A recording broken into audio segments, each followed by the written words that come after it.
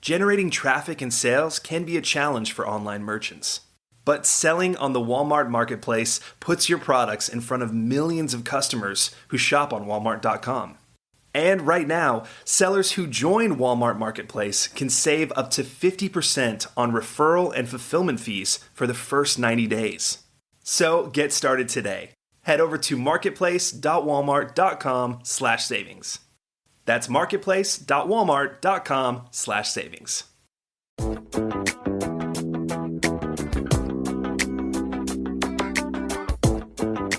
Welcome to E-Commerce Conversations, a weekly podcast focusing on e-commerce topics featuring interviews with prominent people in the e-commerce space.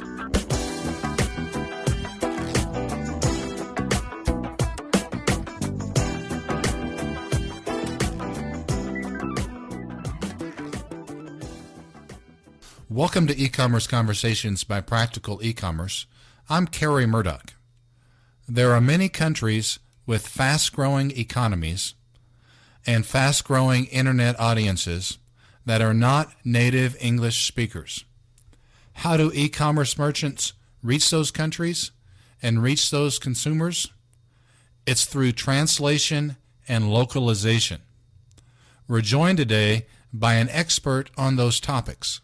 He's Christian Arno, the founder of Lingo24.com, a global translation and localization firm. Well, Christian, thank you for your time today. An absolute pleasure. Christian, as you know, our listeners and our readers are e-commerce merchants, mainly smaller e-commerce merchants.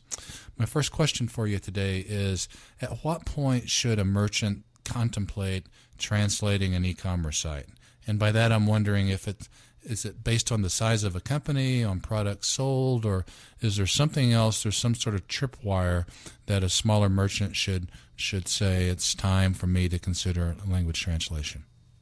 It's a tricky question, and it does depend very much on the situation of each individual client. I'd say you have to be confident that your operation is working profitably and sustainably in one language before you do too much to multilingualize your approach. That said, because the age of a site is so important to Google and to other search engines, and because it does take time to experiment with different languages and different key phrases that you might use to optimize your site, it's good to start early. And the global market is marching on. Competitors you may have locally will be launching sites soon, so you really need to grab that first mover advantage and launch foreign language sites as early as you can. Give us an example or two, for purposes of our audience, an example or two of an e-commerce merchant that you're aware of, Christian, that you think has done a good job with offering multiple languages on its site. Okay, I can give 3 examples off the top of my head.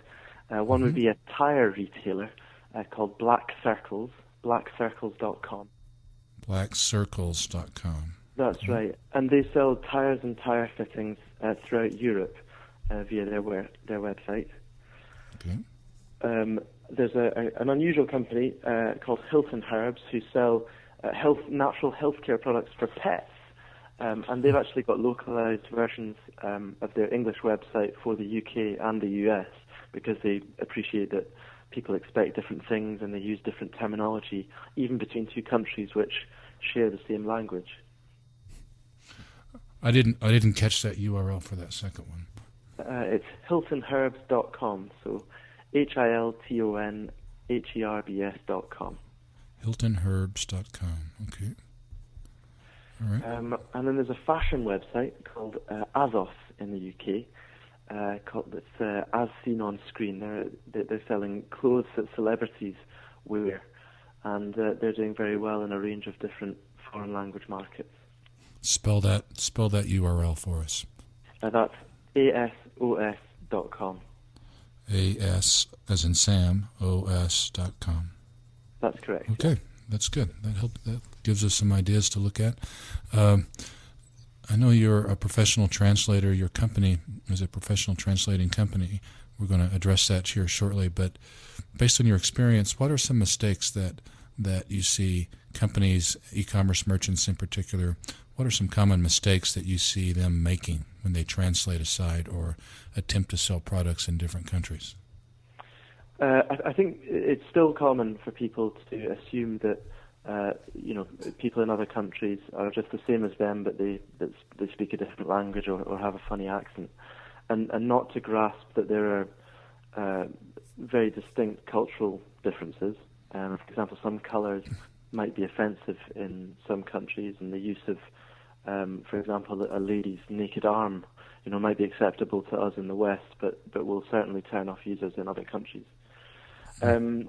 Brand name checking is something that some companies neglect.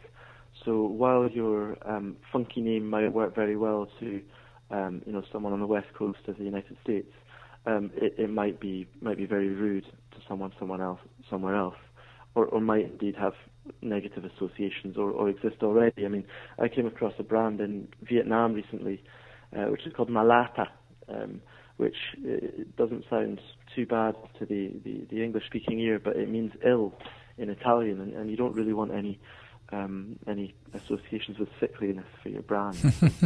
And that's something I'd say people should watch out for.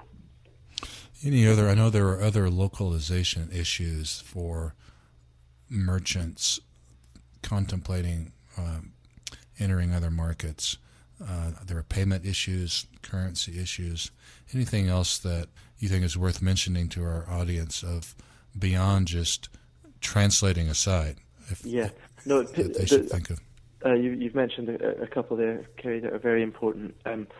Pricing should obviously be in the local currencies so that people can relate to it and understand it and trust that you have a local presence immediately. I mean, we also have virtual offices in countries where we don't actually have offices, so that people feel that you're going as far as you can to act local. As far as the website itself is concerned, it's very valuable to buy a local domain name. So in Germany, a .de, Sweden, a .se, .cns for China, for example, and to have those websites hosted within the country you're trying to sell into, as lots of the search engines will give you extra weight in their results if you appear to be local to the consumer you're trying to target. Interesting. Tell us about you and your company. Christian, you are a practical e-commerce contributor. We value your work that you send our way, the articles that you write for us. Your company is Lingo24. Could you tell us about the company and about how you came to launch that company? Yes, Lingo24 has been going almost 10 years. We're a translation provider primarily, so we help companies to adapt their websites for foreign language markets. It originally came from a student idea. I was studying in Italy, and I had many friends from different countries, all of whom could translate between different languages, and none of whom had much money.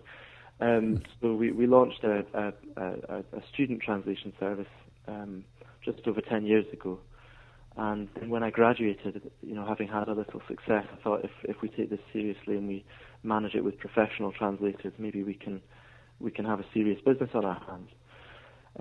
So nowadays we are 150 people full time. Wow. We've got 3 operational hubs in the 3 different key business continents. So in Europe, in the APAC region, and in the Americas. So Romania in Europe, the Philippines in APAC, and here in the Americas in Panama. And we have sales and marketing offices in San Francisco, London, and Edinburgh, and we're growing fast. And we don't just offer translation services and website localization services. We're increasingly offering foreign language internet marketing services. And those services are intended to help our clients, including small e-commerce companies, to get to the top of the search engines in languages other than English, which is really a really important way for them to drive sales. And we feel that if we help them drive those sales in the foreign language markets, then they'll come back to us and buy more translations. So it feeds into what we're doing overall. How does that process work? So alternate language SEO, does a site need to be translated first, and then you work on optimizing it for different languages? Walk us through briefly how that works. Okay, so I'm sure all of your e-commerce merchants will be very familiar with which are the top terms that convert for them in English and potentially in different countries. And they'll also see that they may well have some international customers who have come to them from countries where the language is different to English, but people have perhaps searched in English. So what we'd do is we'd look at what the terms are and which the countries are, and we'd start to do some keyword research to see what the demand was like in those specific languages in the country markets. And we then launch an optimized microsite at low cost and to test the water with terms that we know work well in English. And little by little, it's very much an iterative process. So little by little, we would increase the volume of content based on the results that we're seeing for different terms in different country markets. Where's your company? Where's the home office? Is there a home office for your company? Yeah, the headquarters for Lingo24 is in Edinburgh, in Scotland, in the UK. Mm-hmm. But we're very global. We're expanding in all of our offices. I'm currently hiring in San Francisco, actually, in case anyone knows any multilingual web enthusiasts in the city. Okay. Last question regarding your company. Where does 24 come from, Lingo24? Well, the 24 was initially aspirational, that we wanted to be operating 24 hours a day, and I guess it meant that we could take orders 24 hours a day through our online website. Nowadays, we genuinely do work 24 hours a day, and we've got a project management setup that effectively passes the translation management baton around the globe as the sun shifts. Wow. We've got several clients for whom, particularly in the PR space, who need translations done very quickly. Yesterday, they tell us. And we need that integrated 24-hour operation to make that happen. Give us an idea of cost for our audience. Our audience, of course, smaller merchants. One of our merchants calls you up and wants their site translated. How much does that cost? Okay, well, if a merchant already knows which countries are working for them and which terms they want to target, and they're relatively niche terms, they're not too competitive, we could translate a small number of pages to enable them to test the market for a few $100s, I would say, per language to get them started. So it depends on the level of assistance that they would want. If they needed, within a competitive market, us to build a lot of links to their site through high-value, PR placement in languages other than English, the charges might be higher. But if people are just wanting to dip their toe in the water and they have a pretty clear idea on where they want to go, we can start off for just a few $100s. Very affordable, in other words. Yeah, I mean, from our perspective, we don't want a quick buck. We want a long-term relationship with the client. We want them to be making money from our services. So it makes absolute sense for us to be flexible in the approach and for us to make it work for the merchant.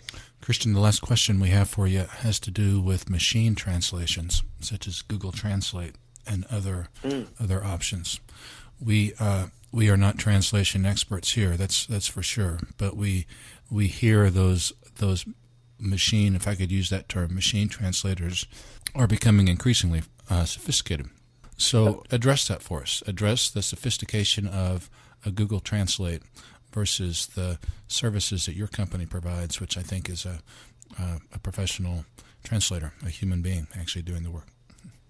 Yeah, it's very exciting, the development. If you'd asked me that question 5 years ago, I'd have rubbished Google Translate as a tool that doesn't really give quality results.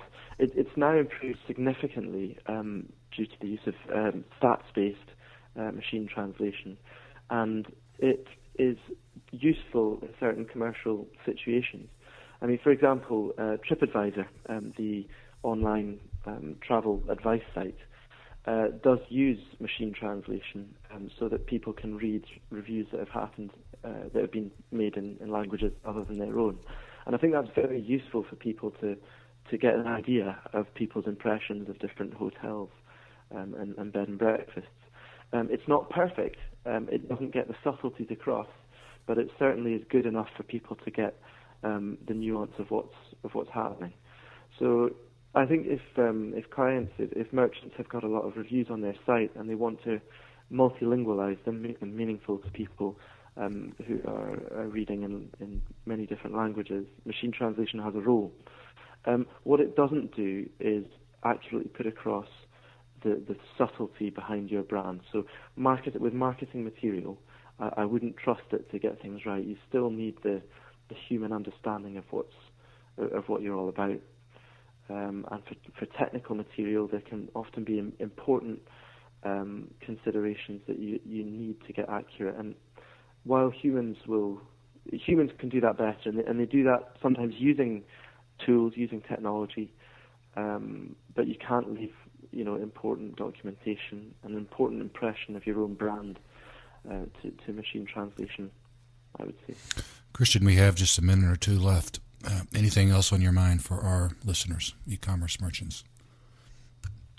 One thing that I'd advise your listeners to do is to do a search on the internet for the foreign language internet as a phrase. This is a concept that we've established which shows people how much more cost effective it can actually be to spend time promoting your site in languages other than English. As many of your merchants will know, the English language is really competitive online, and for commercially valuable search terms, you can have to invest a lot of money to appear high on either the natural or the pay-per-click results. And that's just not the same in languages other than English. And what we found is that even taking into consideration translation and localization costs, you can get a better ROI in languages other than English. That, coupled with the fact that the use of the web in languages, in a wide variety of languages other than English, is growing faster than English language web use, means that the real opportunity in the next generation of growth for e-commerce merchants is going to be in a basket of languages other than English. That's reflected in what a lot of the biggest companies, the most multilingual companies are doing. A recent study by Byte Level, a company headed up by John Juncker here in the US, identified that of the top 250 companies globally, they on average have 23 language versions of their website, which now in 2011 is up from 15 in 2006. The top 25 actually have an average of 58 language versions, because they're seeing that the revenue is coming in languages other than English. So I'd say follow the money, follow these big companies, and get a step ahead of your competitors by embracing the foreign language internet. Give us some languages that you think are particularly attractive or fast-growing for merchants to target, if you don't mind. Okay, so I'm sure your merchants are very familiar with the acronym BRIC for Brazil, Russia, India, and China. Mm-hmm. These were the economies that were identified maybe 5 to 10 years ago as having huge growth potential, and all your merchants should, I think, start with having versions of their sites in these languages. There's a new group of languages, a new acronym economists have identified, CIVETS, CIVETS. That stands for Colombia, Indonesia, Vietnam, Egypt, Turkey, and South Africa. These are economies that are growing fast and offer, lots of people becoming wealthy, and offer a lot of opportunity for particularly niche e-commerce retailers from English language markets. Okay, well, thank you for that. Well, for purposes of our listeners, we've been visiting with Christian Arno. Christian is the founder and the president of Lingo24.com. That's Lingo24.com. Very innovative and interesting translation firm. And Christian Arno, we want to thank you for your time today. Thank you very much, Kerry. That's all the time we have for this week's e-commerce conversation. I hope you enjoyed it. Please tune in next week for another new episode.